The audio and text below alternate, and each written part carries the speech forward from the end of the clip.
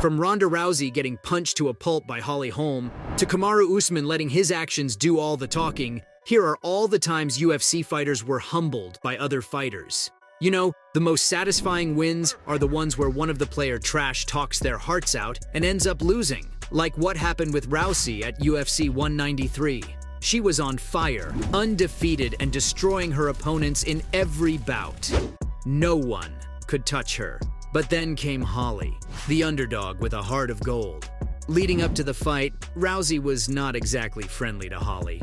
She was all fired up and trying to provoke her at the weigh-ins, even boasting that she'd demolish Holly in the most devastating way possible. She was so confident that she didn't even want to do the glove touch thing before the fight, so it was all super intense. But then, things took a very unexpected turn. Holly threw punches like she was in a war, and then she pulled off a perfectly timed head kick that sent Ronda crashing down to the canvas. Lights out. That night marked the turning point for Rousey. It was the beginning of the end for her invincible reputation, because even though she fought one more time, luck wasn't on her side, and she lost. That was it. The end of an era as Rousey bid farewell to the MMA world. But things weren't always so bad for Ronda. Remember her fight against Better Correa at UFC 190? Back in mid-2015, Rousey was like a superstar magnet, drawing all the attention as the first UFC crossover sensation. She had it all, the undefeated champion status, and a side gig in Hollywood as an aspiring actress. Everyone was smitten with her. But wait, then came another player in this game, Correa, who'd never tasted defeat in her MMA career. She had a shiny 9 out of 0 record to boast about. What made it even more interesting was that Correa had actually beaten Rousey's friends, Shayna Baszler and Jessamyn Duke, who were part of the 4 Horsewomen crew. After each victory, Correa had this unique gesture. She'd proudly hold up 4 fingers to the camera, then slowly lower one, symbolizing her conquest over Rousey's pals. Correa didn't hold back, making a bold promise to deliver the most devastating loss of Rousey's career. And to make things even spicier, she begged Rousey not to shed any tears during their pre-fight antics.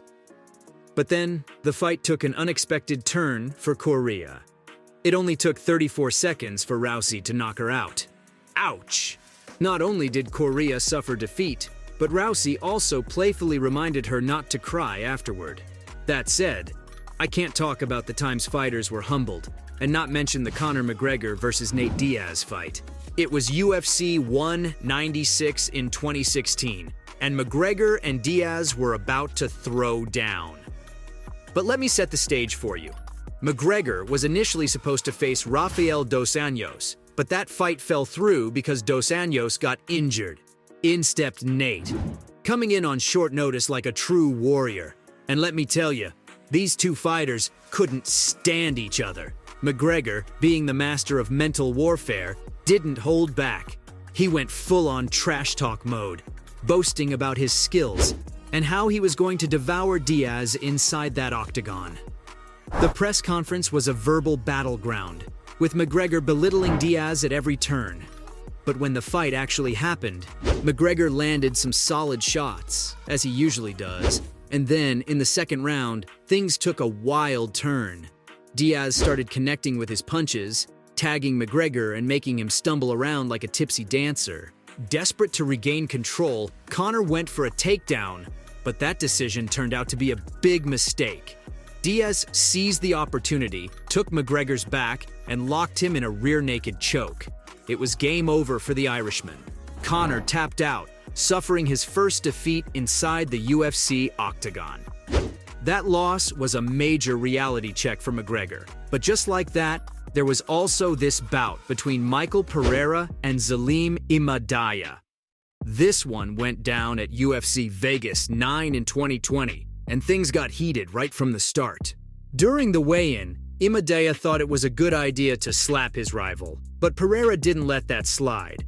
Oh no, he knew he had something special in store for Imadaev, and he delivered. Pereira won via submission in the 3rd round, and it was a well-deserved win, especially after all the shenanigans Imadaev pulled before the fight. Pereira got his revenge in the most satisfying way possible, And after the fight, he said he was determined to teach Imadiah a lesson for that pre-fight slap. With a fire in his eyes, he made it clear that no one messes with him like that. So, he kissed his hand, slapped Imadiah, and let him know that such disrespectful acts won't be tolerated. The Brazilian fighter's win earned him a well-deserved $50,000 performance of the night bonus. As for Imadiah, well, let's just say it was a humiliating defeat, but not as much as David Gardner's loss against Shinya Aoki. You won't believe what happened at Dream 7. Just when the announcer Rutten praised Gardner for his defense against Aoki's rear-naked choke, something totally unexpected happened. Gardner, seemingly getting a bit bored with Aoki's back control, decided to spice things up. He sat up, waved, and even greeted the cheering crowd at the Saitama Super Arena. Little did Gardner know, Aoki was patiently waiting, observing his every move. And right when Gardner was distracted by the crowd, Aoki quickly latched onto his throat and put him in a tight chokehold. Gardner had no choice but to tap out. All it took was 5 minutes and 58 seconds to cause that chaos. And after the match, Gardner couldn't help but shake his head in disbelief. The defeat had taken its toll, leaving him demoralized and shocked. But while we're on the subject of fights that ended with shock, let's also discuss the fight between Joanna Jędrzejczyk versus Rose Namajunas at UFC 217. Joanna was a force, cause not only was she the first Polish fighter to win UFC gold, but she also held a bunch of other impressive records, like the most title fights in UFC's women's divisions with 10. Back in 2015, she claimed the UFC Women's Strawweight Championship and went on to defend it a remarkable 5 times over the course of 2 years. But then came UFC 217, a highly anticipated showdown against Namajunas for her 6th title defense. And things got intense during the face-off before the fight. Joanna couldn't resist taunting Namajunas, putting her fist right in the challenger's face, but Namajunas remained cool as a cucumber, focused and composed, even saying the Lord's Prayer. That's some serious inner calm right there. But hold on. Joanna didn't stop at just taunting. Oh no. She went further, belittling Namajunas and asserting her own dominance. She claimed to be the one and only queen of the world, the champion that everyone should bow down to. She then questioned Namajunas' ability to handle the media and the pressure, saying it was too much for her. On top of that, she boldly predicted her retirement in the future as an undefeated warrior. Well, guess what happened next? In a stunning turn of events, Namajunas pulled off a massive upset and delivered a TKO to Joanna 4 minutes into the first round. Safe to say, it was a humbling experience for the former champion, since it also marked her very first loss in MMA. Even in the rematch that followed 5 months later, Joanna couldn't reclaim her title. Rose stood her ground and won once again, making it even more humiliating. And now, saving the best for the last, let me fill you in on the Covington vs. Usman fight at UFC 245. Everyone knows Colby's famous for his loudmouth and never-ending verbal battles with fellow fighters. Just before his fight against Kamaru, he went all out, proclaiming himself as the one and only real champion. He didn't hold back when it came to insulting Usman either. He called him fake for proudly talking about his Nigerian heritage. And he even had the audacity to say that Usman's fights were so boring, people would prefer watching flies buzzing around instead.